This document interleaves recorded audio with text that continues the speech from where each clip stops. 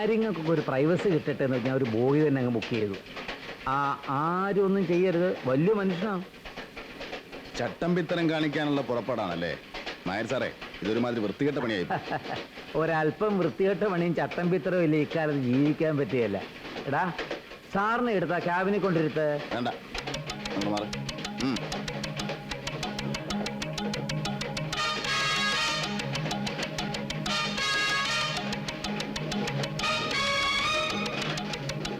അല്ല, ഇയാൾ എന്തോന്നാ വിചാരിച്ചേ?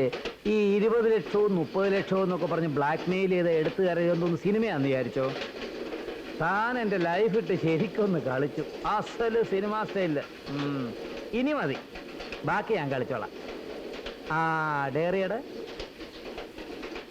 ഏതായാലും പണം തരാമെന്ന് പറഞ്ഞ സ്ഥിതിക്ക് ഞാൻ പറ്റിക്കുന്നില്ല. ഒരു 101 രൂപയാണെങ്കിൽ തരും. Be a good boy. Diary ഇടാ. This is cheating mister Nair. Diary തരാൻ ഞാൻ ഉദ്ദേശിക്കുന്നില്ലെങ്കിലോ?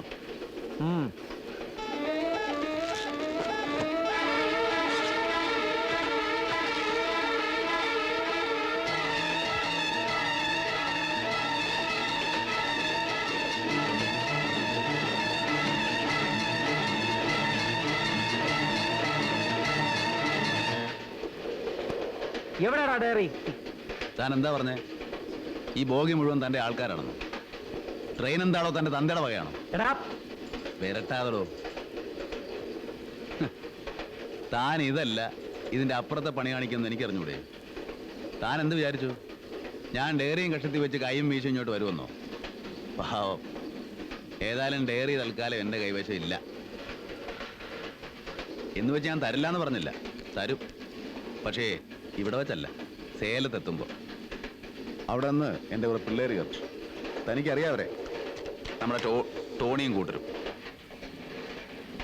ടോണിയെ താൻ അറിയില്ലേ?